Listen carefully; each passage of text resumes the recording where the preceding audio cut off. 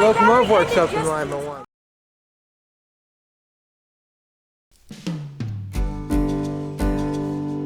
On this day, we are visiting the towns of Durbin and Cass to see two of West Virginia's greatest gems. We first go to Durbin, West Virginia to see the Durban Rocket. Durbin is a small town at the end of the Greenbrier River. It's also home to Morrill, Kipple and Company No. 3, also known as Climax. Climax is a Climax 2TR built by the Climax Locomotive Company in 1910. Climax built these locomotives in order to compete with Lima's Shay-type locomotives, but unfortunately, the company went broke in 1929. Morrill, Kipple and Company, also known as the Middle Fork Railroad, purchased No. 3 to work for their railroad. I wasn't able to find very much information on the Middle Fork Railroad. All I could find was that the railroad ran out of Elmore, West Virginia, and it also connected with the Coal and Cook Railroad, which later became part of the B&O. The railroad line was dieselized in 1960, and it also hauled lumber and coal. After the MFRR dieselized, No. 3 was sold in 1964 to the Connecticut Trolley Museum, where it sat on display until 2001, when the museum decided to sell all of its steam engines to focus more on their electrical equipment. It was then sold to the Durbin and Greenbrier Valley Railroad and shipped on November 12, 2001, and has been here ever since. Also here is Durbin and Greenbrier Valley Railroad No. 5, a rebuilt GE AC-44 C4M, and Middle Fork No. 7, which is being stored here.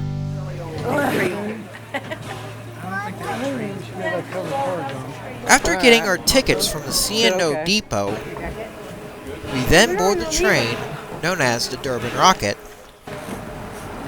Soon our engineer boards No. 3 for our journey down the Greenbrier River.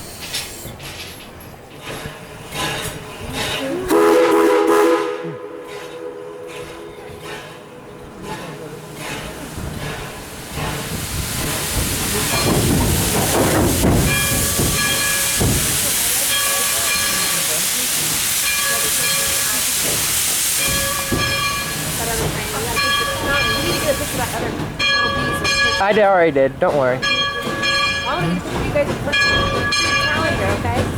Yeah.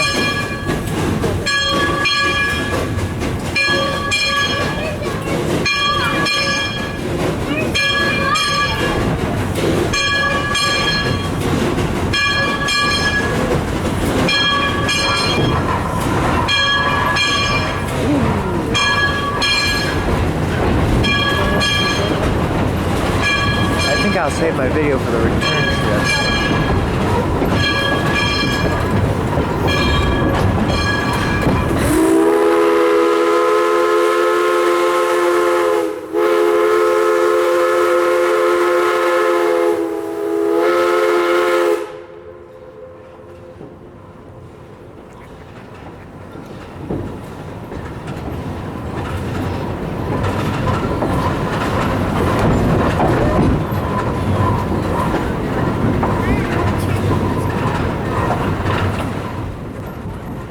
As we leave Durbin, we see a collection of rolling stock on the sidings, probably used for photo charters.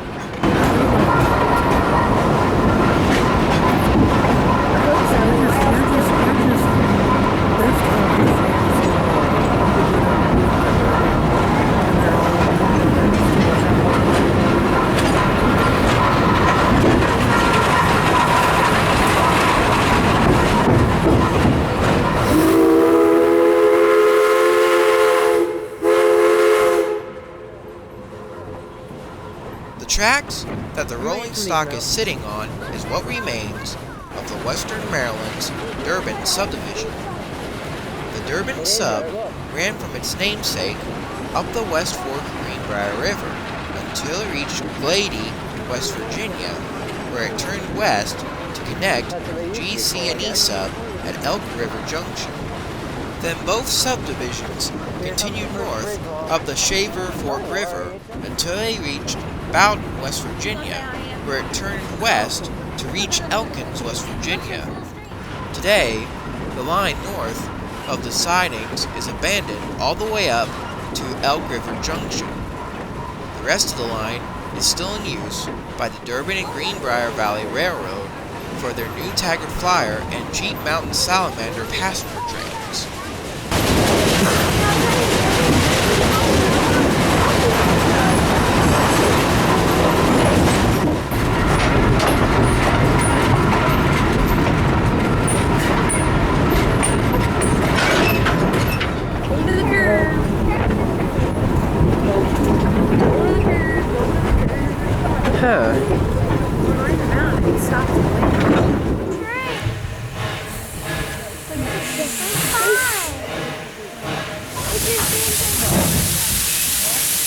Making a pickup.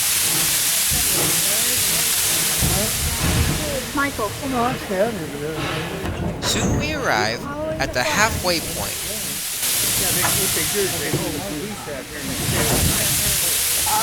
Follow the flag.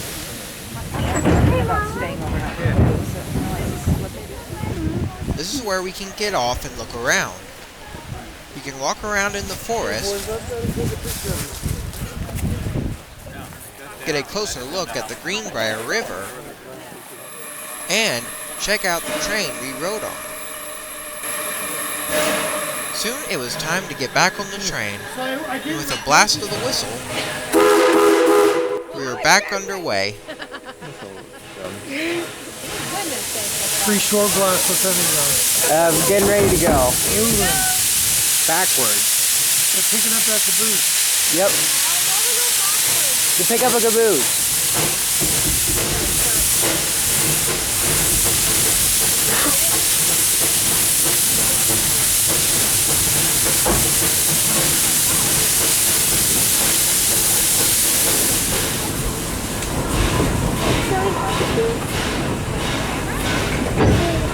You're welcome.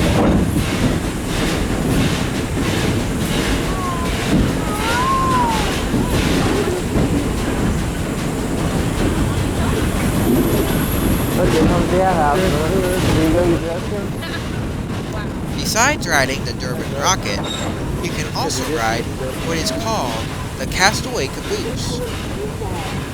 You can rent out one of the railroad's cabooses and stay the night down in the forest and camp out. We are picking up one such caboose. I heard that the best ones to get are the Wabash cabooses.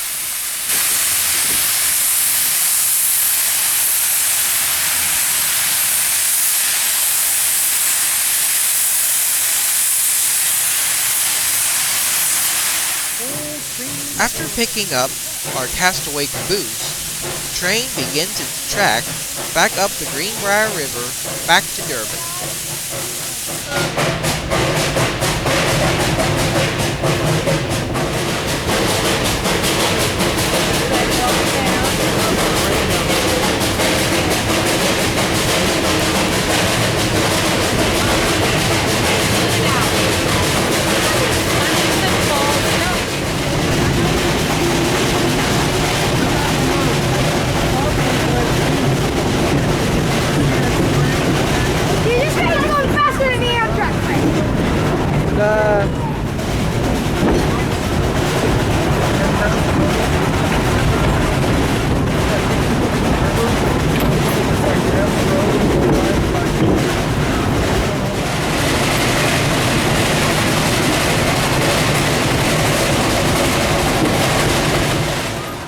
Now that we are back underway, let's talk about the line we are riding on.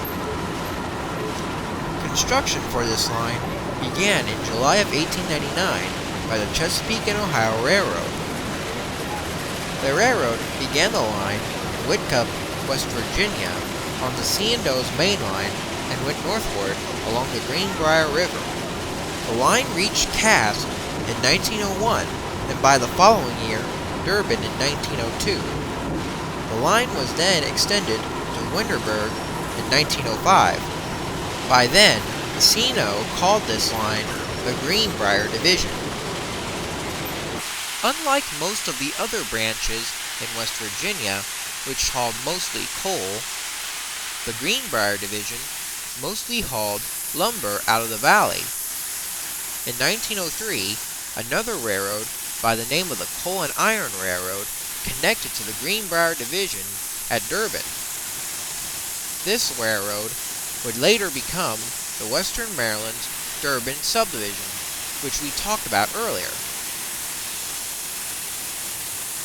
Due to the numerous sawmills, businesses, and communities along the line, this made the Greenbrier Division an important branch for passenger and freight traffic.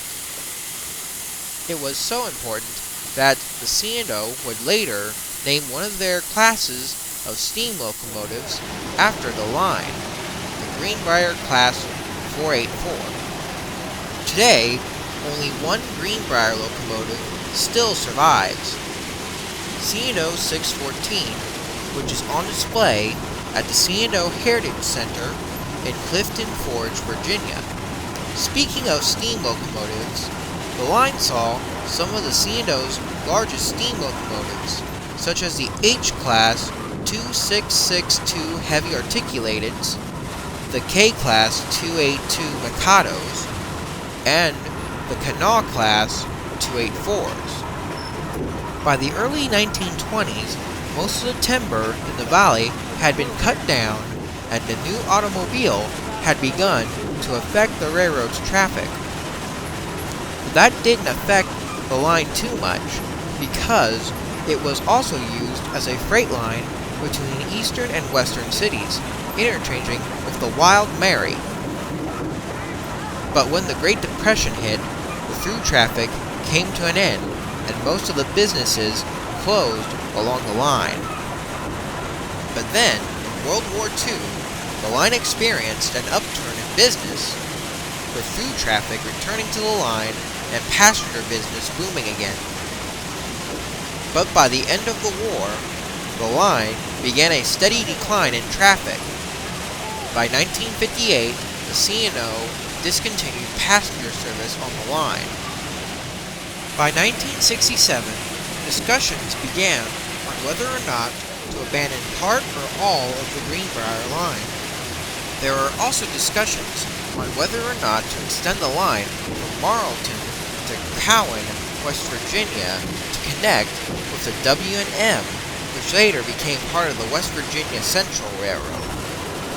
But when the International Shoe Company, an important business along the line, closed in 1971, the C&O decided to abandon all of the line, and by 1975, the C&O requested to the ICC to abandon the line. By 1978, permission was granted, and the last trains ran in December of 27 and 28. While the line between North Caldwell and Cass, West Virginia, became the Greenbrier River Trail, the rest of the line between Cass and Durbin became part of the Cass Scenic Railroad. From 1981 to 1985, the Cass Scenic Railroad ran tons of excursion trains along this line, but unfortunately, in 1985, the Greenbrier River flooded and destroyed much of the line. By this point, Cass had enough money to do one of two things. They could use the money to repair the Durbin line, or repair the mountain line to Bald Knob and reinstall the connection track at Spruce, West Virginia. We all know what they decided to do, and the Durbin line was left abandoned until the late 1990s, when the Durbin and Greenbrier Valley Railroad was formed to rebuild part of the line and return train service onto that section. I did forget to mention that the date of this video was October 13th, 2012, before Cass became part of the Durbin and Greenbrier Valley Railroad operations. The Durbin and Greenbrier Valley wants to reopen the Durbin line all the way back down to Cass. By the end of 2016, more than 4 miles of the Greenbrier sub just north of Cass was reopened. Cass was able to run the Elf train on the line with Shay number 2 at the point. That made it the first scheduled train to run on that section of the line in over 31 years. Also, the Durbin and Greenbrier Valley also acquired Buffalo Creek and Gully number 4, a KS Class 280. It's being restored to operation at the Cass Locomotive Works, possibly for use on the Cass Durbin line once it's reopened. And with about 6 miles left to rebuild, the line is well underway to being reopened in the near future.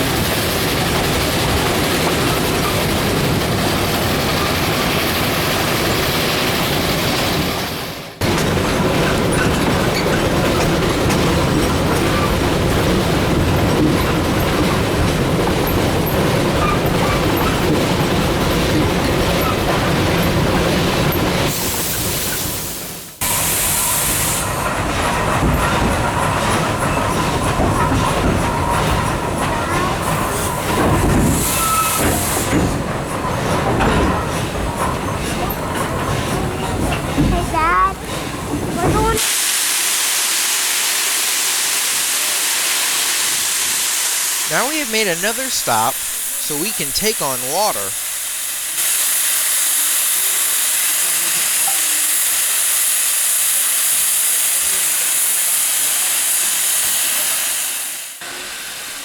Using the steam from number 3, water is sucked from the creek and poured into the water tanks. You gotta put outwards up. Yeah. I didn't get it right. Yeah.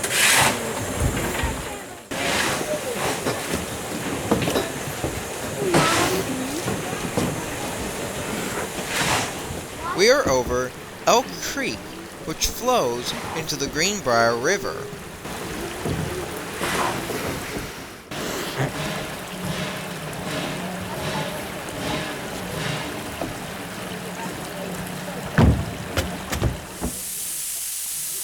Now that number 3's thirst has been quenched, we can now get back underway.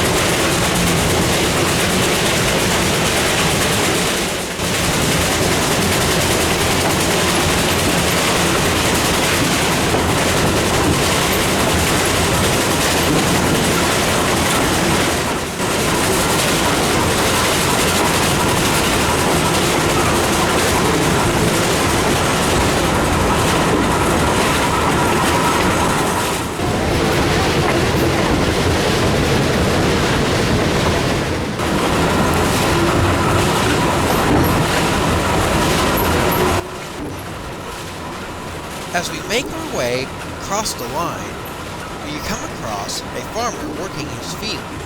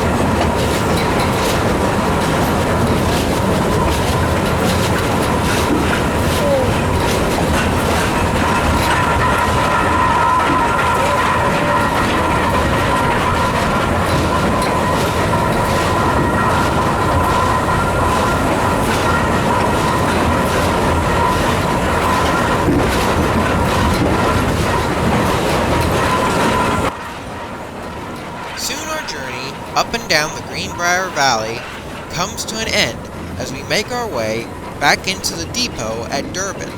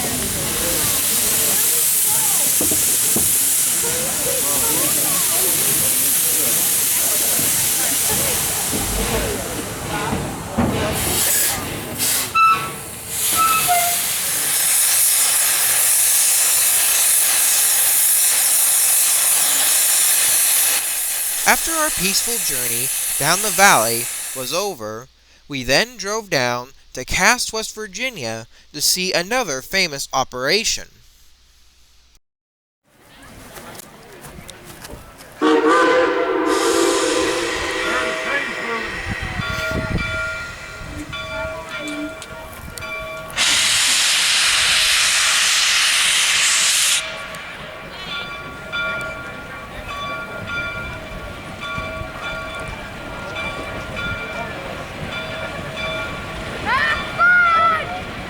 Well, as we start out today, we're traveling up the old Greenbrier division of the Chesapeake and Ohio Railroad, also known as the C&O. When we come to the water tower, we'll be switching over to the old logging railroad of the West Virginia Pulp and Paper Company. West Virginia Pulp and Paper began logging here in 1899, and it came here for a vast supply of high-quality timber and durable metal. And it's always paper mills in Maryland and West Virginia. That was required.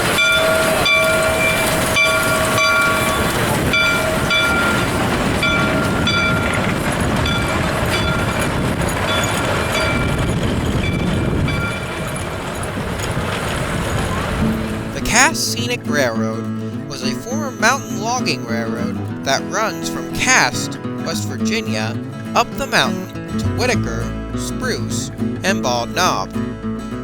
Today, we will be taking the 2-hour Whitaker run from Cass to Whitaker Station and back. Ironically, the first train we saw leaving the station is the very train we'll be riding to Whitaker. Looking from the cab of Shay number 3, we watch as our train pulls into Cass. We're going to stand on the train and watch the train. Hold it up.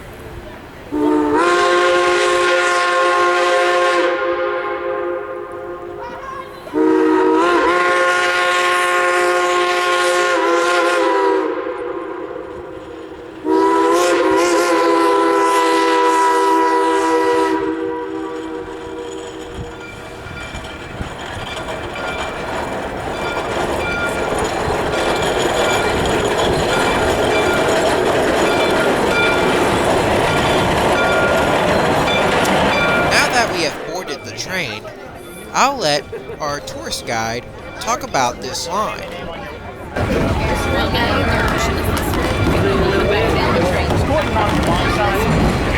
thought it was. Well, as we start out today, we're riding up the old Greenbrier division of the Chesapeake and Ohio Railroad, also known as the C&O. When we come to the water tower, we'll be switching over to the old logging railroad of the West Virginia Pulp and Paper Company. West Virginia Pulp and Paper began logging here in 1899, and it came here for a vast supply of high-quality timber that grew up here on the mountain. You know, large paper mills at Luke, Maryland, and Covington, Virginia, that once required a steady supply of good pulp logs. The red spruce once grew abundantly high on top of these mountains.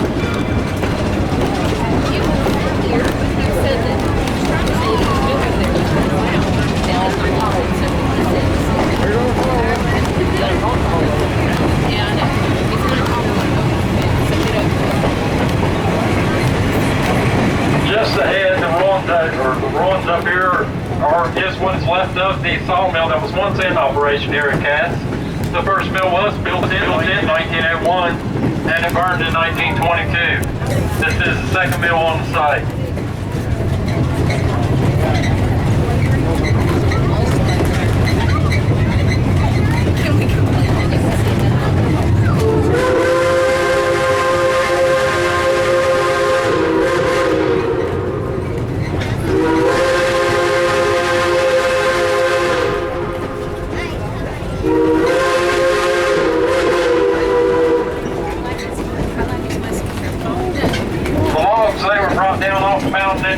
To the railroad and dumped into a mill pond and sent it to the mill where they were sawed and stored in the area that is now our parking lot. After the 1920s, the trees that supplied the mill got smaller and smaller and the mill produced less and less as trucks competed with the railroad to haul the logs. On July the 1st, 1960, this sawmill closed, ending an era of rail logging here at Cass. This mill has suffered 2 fires since closing in 1960, one in August of 1978 and the other in February 1982. The remains you see are of some of the machinery that once ran the mill.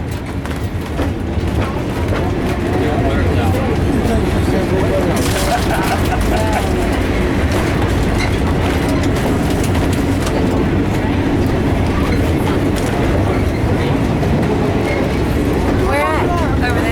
Over there? And we're now entering the locomotive repair shop area. This is where all the maintenance and major repair work are done on our engines and passenger cars. Over on the right-hand side are the repair shop buildings. These buildings are replacements for the original ones that were destroyed by fire back in 1972. Also over on the right today, you can see the Shea engine number 4. Over on your left-hand side is the Whitaker engine number 6. Well, Mom, there's that.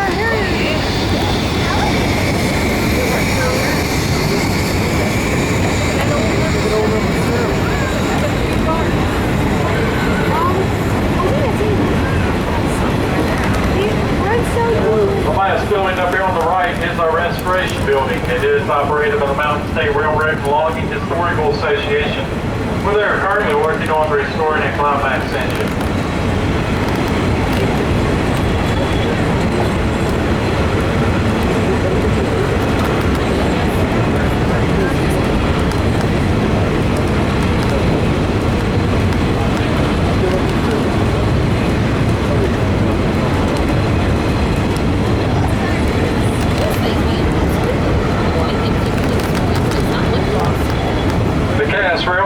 Once owned by the West Virginia Pulp and Paper Company, which built the railroad, sawmill, and the town of Cass, and hauled logs off the mountain from 1900 to 1960. All the engines here at Cass were designed especially for the logging industry.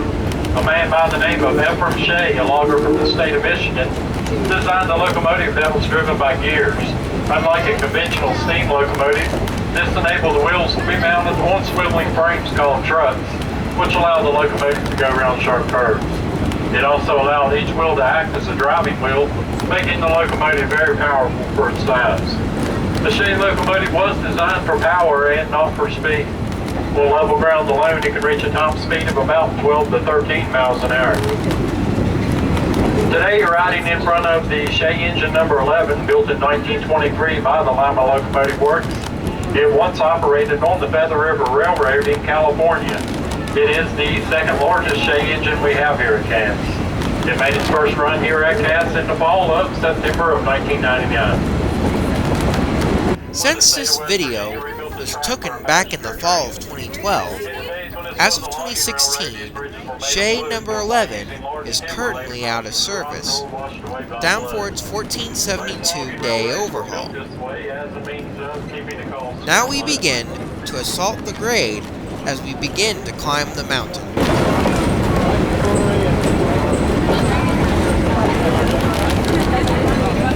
Operated over 120 miles of track. The track you are now traveling over was the logging railroad's permanent trunk line, which many temporary logging branches connected into from various points on the mountains.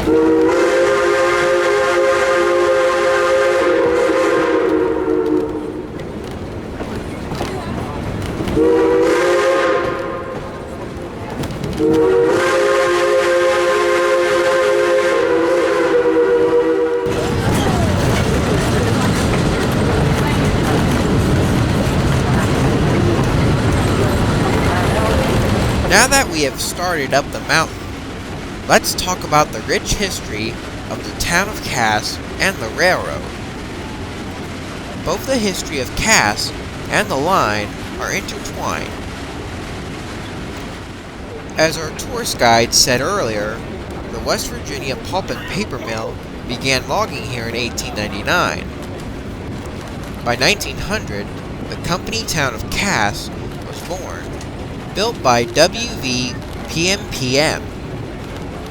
I know that I said earlier that the C&O reached Cass in 1900, but Cass back then was more of a camp than a town. The town was named after Joseph K. Cass, a co-founder and board chairman of the W.V. PMPM.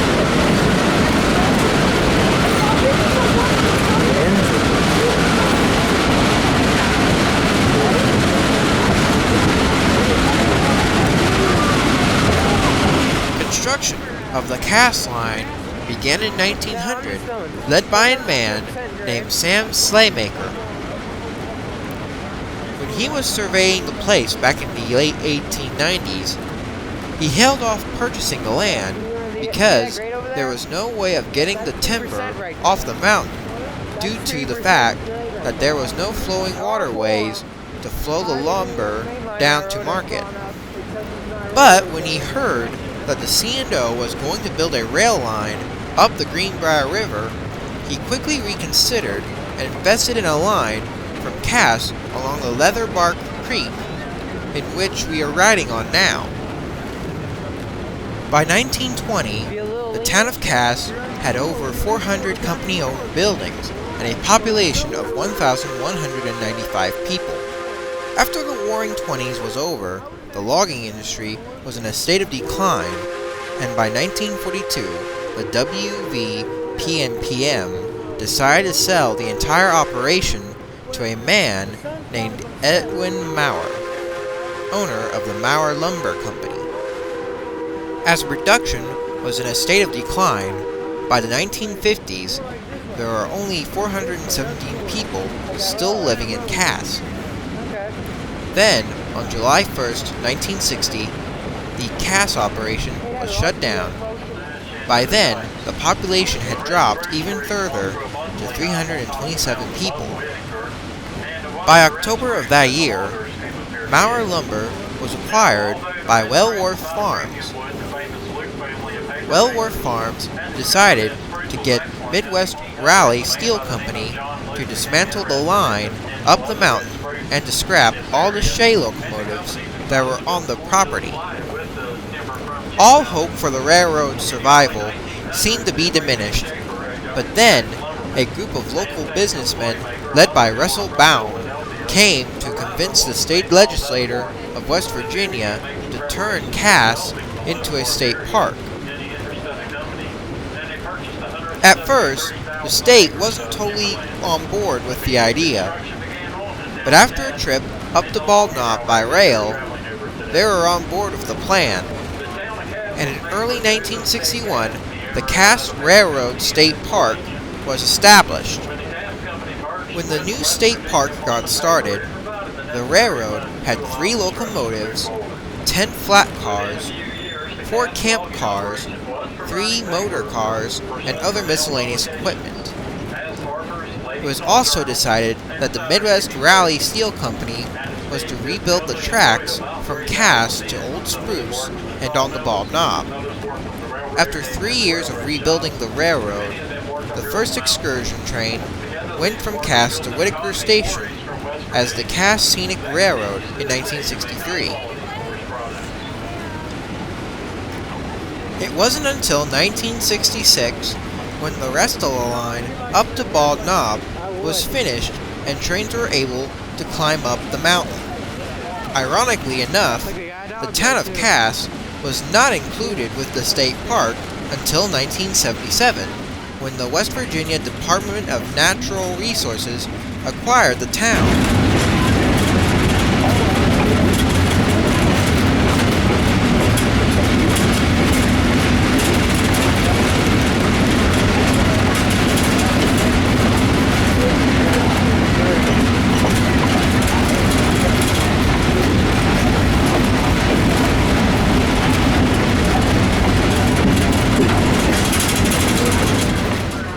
We have now reached the first of 2 switchbacks on this line.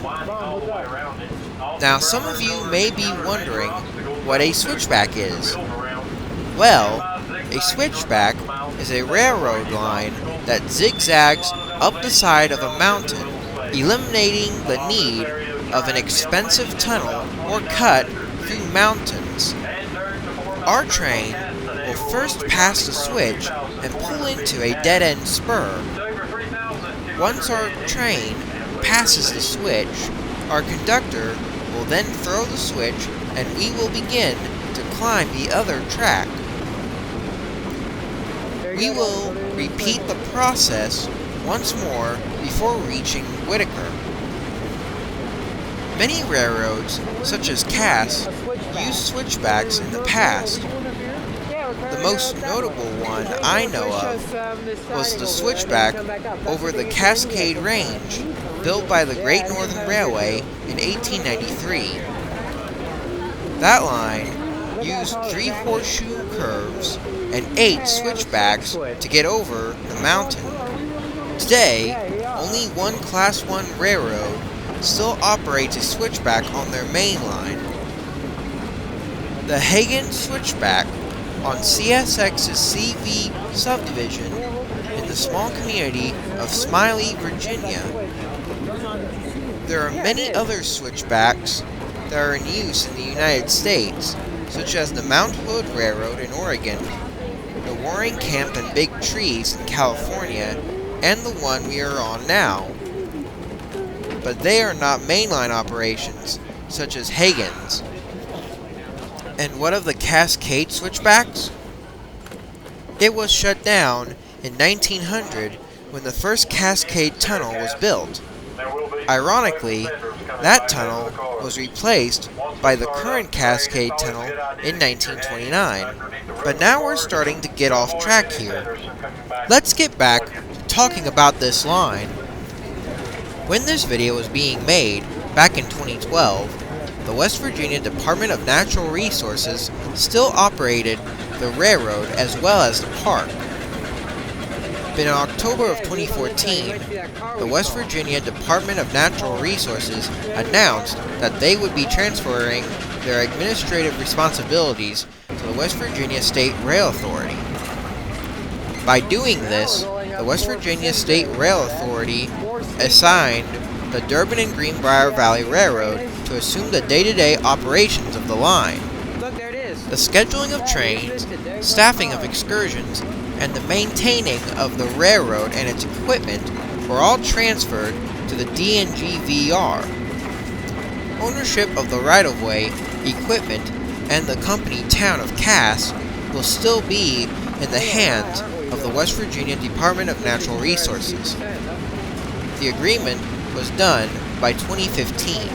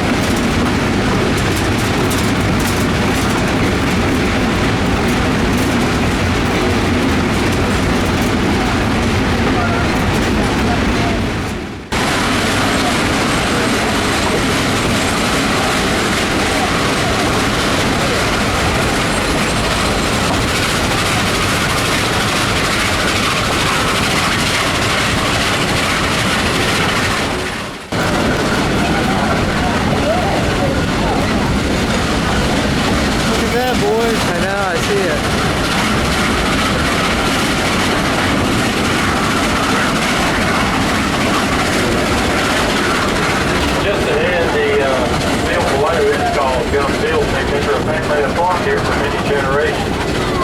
At one time, the West Virginia home located near Greenbrier was one of the supplies of these organics.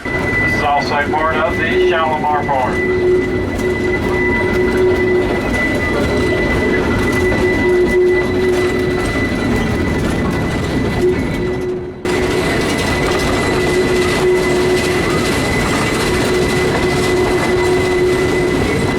This mountain has tons of trails crisscrossing both the railroad and the forest here, such as the trail we're passing over now.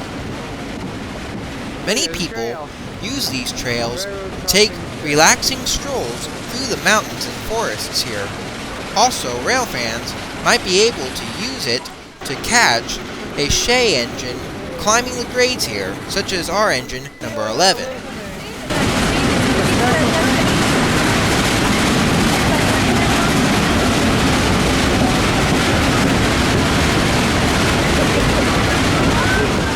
Wow, look down there.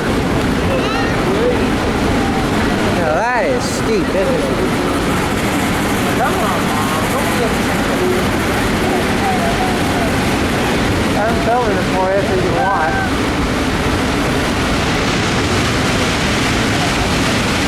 Wow, we're going way up. All I find is not get up to the edge of the car. Come on, Mom. You're in a very good view. Seriously, y'all, this is a good view.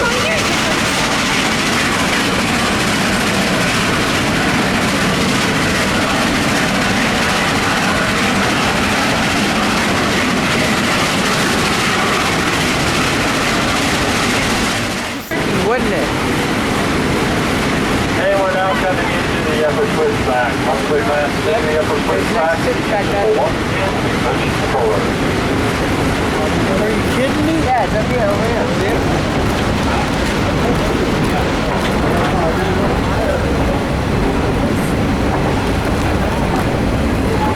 Look at that. Look at that rock. Now we have reached the second switchback. Now, Shay number 11 will push us the west of the way to Whitaker Station. Doing some measurements on maps, a straight shot from the Cass Depot to Whitaker Station over the steep mountains is only 1.94 miles. By road, it takes 3.57 miles, but by rail, it takes 4.77 miles, including the switchbacks. Now we will be tackling the steepest part of the line with a gradient of 11.1%, making it the third steepest line in the world. The second is the Pusting-Durban rail line in Austria, with a gradient of 11.6%. And the first steepest line in the world is the Lisbon Tramway in Portugal, with a gradient of 14.5%. It is really evident here as our train climbs up this section of the railroad. Oh, Mom, look, you can look now if you want. Now I understand why people... Take a picture. Man, look how high we are, Dad. Yes, I know. Mom's gonna freak, isn't she? No, I think we can look at this. Are you sure? It's not over there. That's beautiful, isn't it?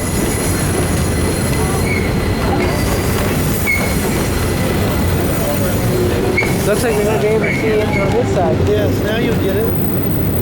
I've seen the engine already a couple times.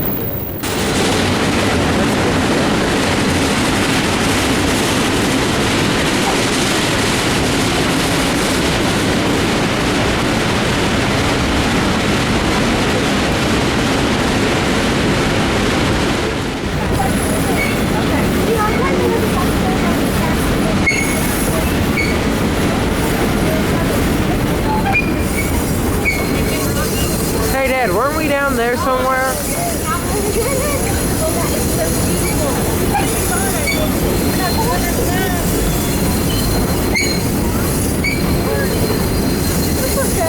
You can't build a city in a mountain.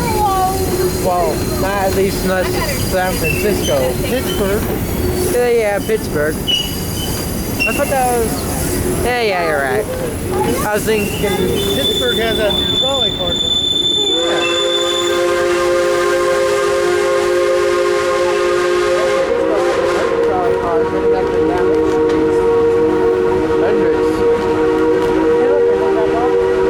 Sure.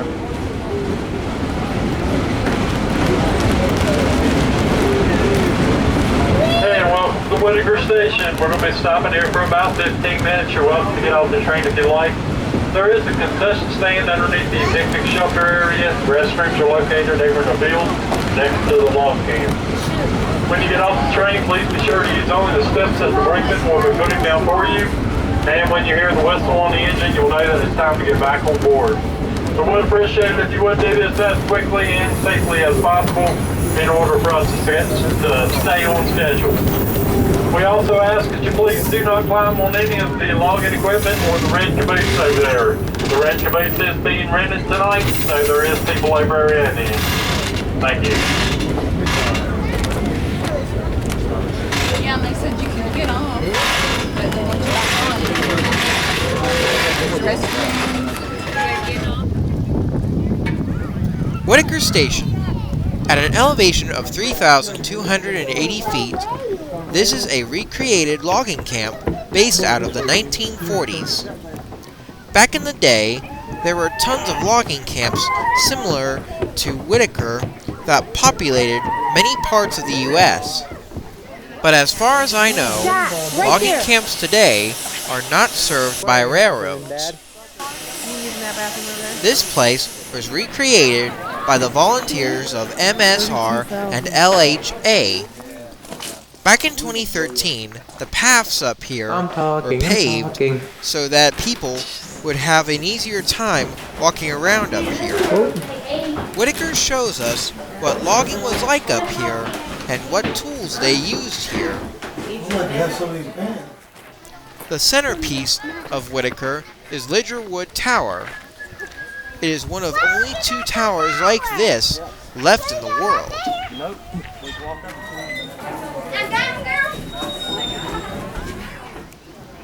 Although our train stops at Whitaker, other trains continue past Whitaker to get to either Spruce or Bald Knob. Soon the whistle was blown, and it was time to head back to the train for our return journey back to Cass. Children up in these areas either.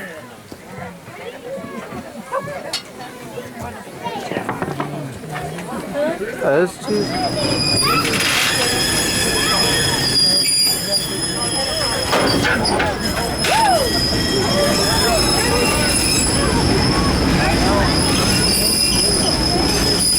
Take a look at the end of each car. We have a brake pad. Each brakeman has a brake wheel which they will turn to cycle release the brake shoes against the wheels. Should passenger will begin to slide on the tracks, the brakes must loosen their brakes and set them all over again. And we'll be doing this all the way down the mountain. In the days when the log trains ran down these mountains, the job of braking was often a dangerous one. Braking had to walk on top of the logs and jump from car to car in order to set each of the handbrakes. There were no platforms to stand on, and if the brake wheels were suddenly out of control, the braking could be thrown between the cars. Ice and snow in the wintertime made this job more dangerous.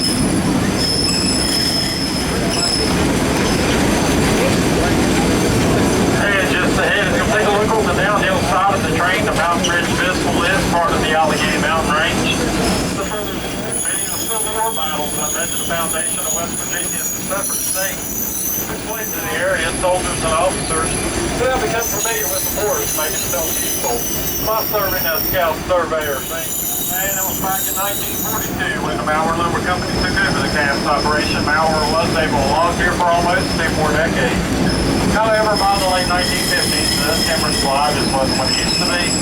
And facing similar situations all over West Virginia's rail logging, shifted entirely to truck logging within a few years.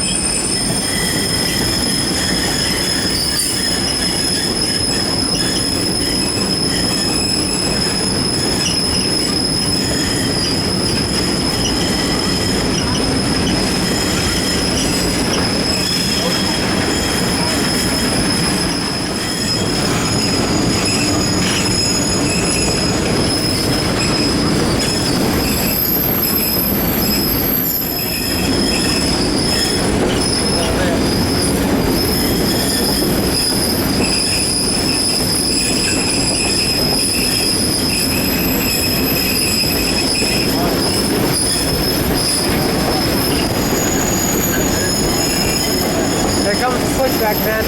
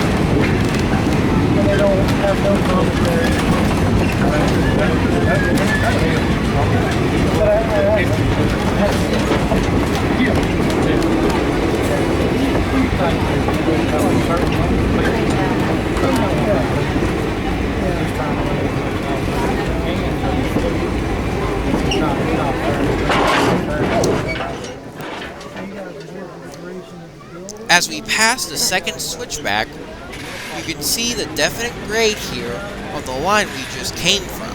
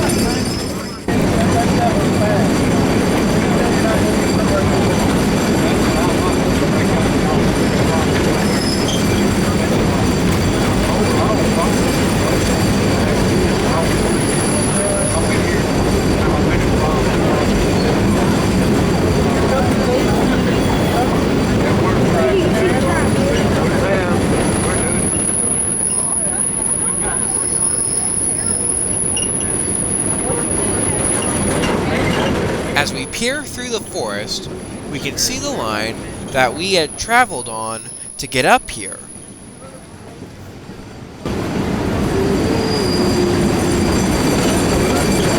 This one on this side now.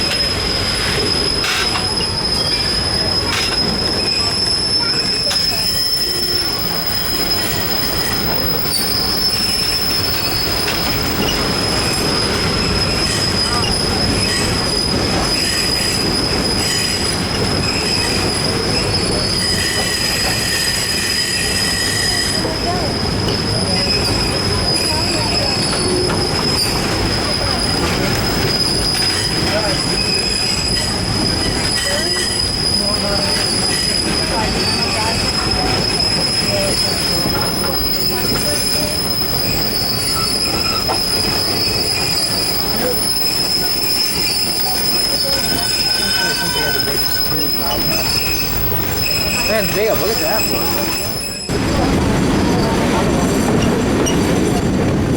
Brother, do you hate to walk down that way?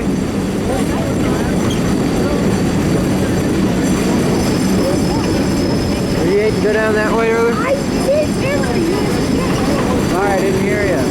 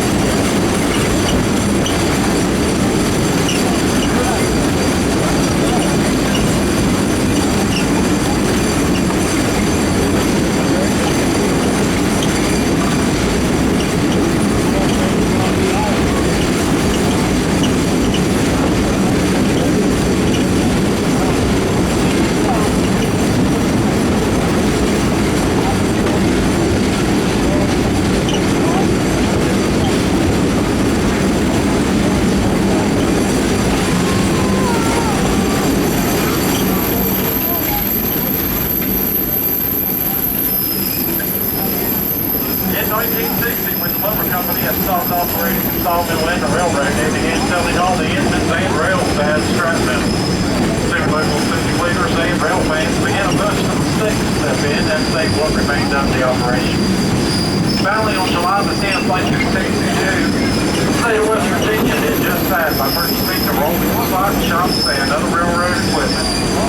In 1963, the new Scenic Railroad State Park began operation. Excursion trains took north as far as Whitaker Station in those days. It took about 5 years later, in 1968, to relay enough track to get enough converted ball cars and engines ready to begin running. The train steamrolled off. Most of the old company town itself was added to the park in 1977. Added to the park itself in 1963. These trains have carried well over 2 million passengers.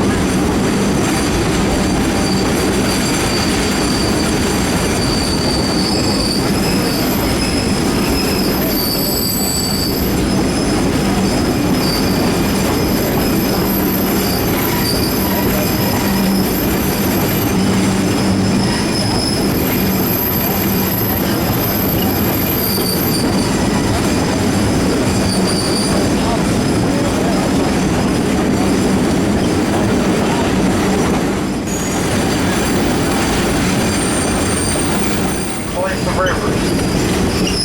About 60% of all the land in the county is owned by the federal or state government. The largest land holding is the Monongalia National Forest.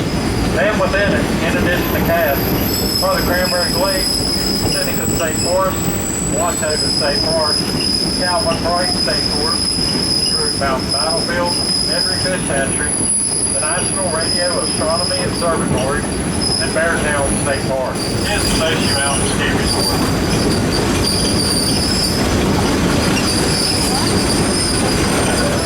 Soon we enter the locomotive shops. And before leaving Cass today, make sure that you stop by our free cash showcase located at the top of the stairs behind the depot in the large metal building.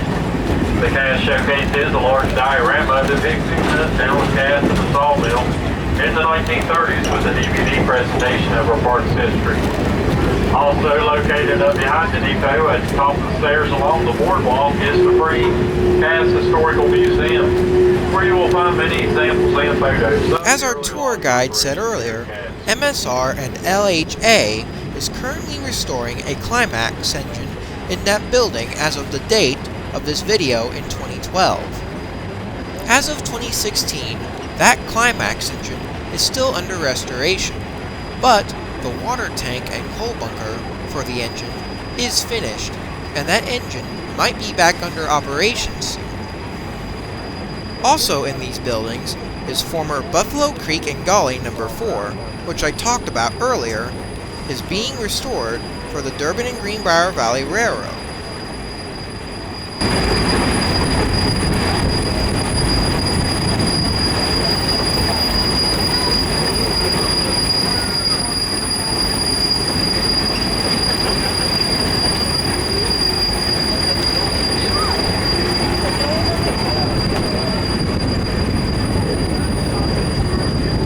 Look, you can see the Climax. Yeah, I can see it inside.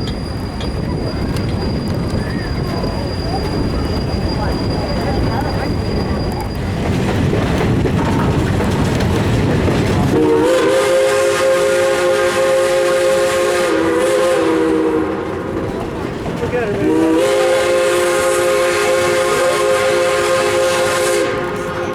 Is that bad?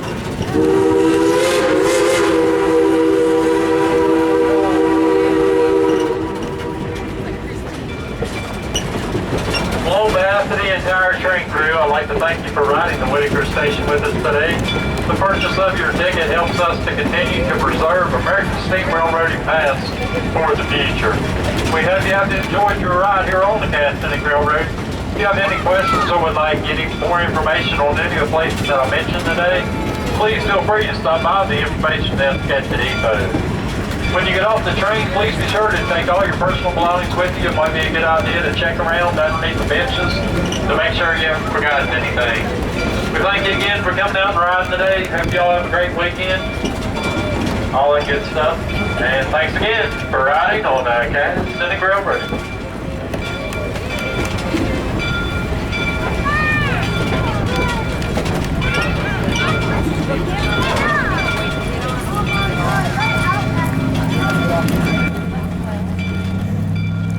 As soon as we get off the train, our train makes its way back to the locomotive shops to finish its day.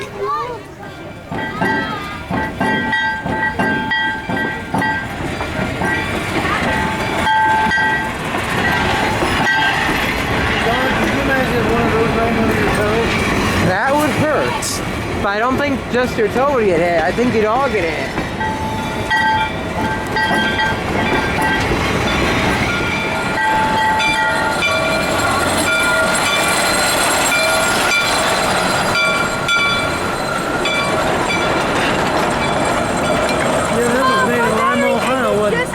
After our train left, we then went and spent the end of the day looking around at the museum and the display case around Cass.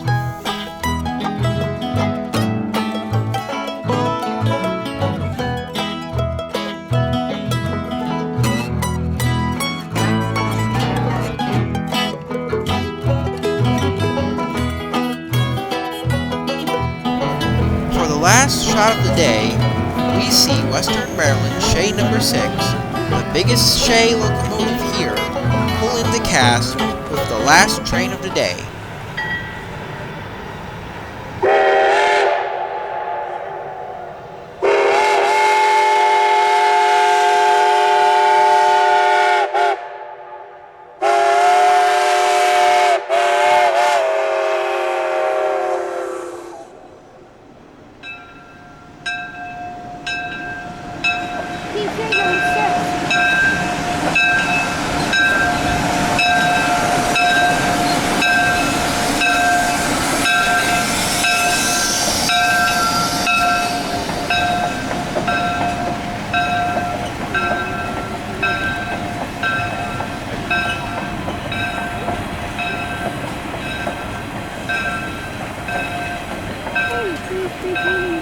Well, this was a fun trip back in 2012. Certainly better than 2016.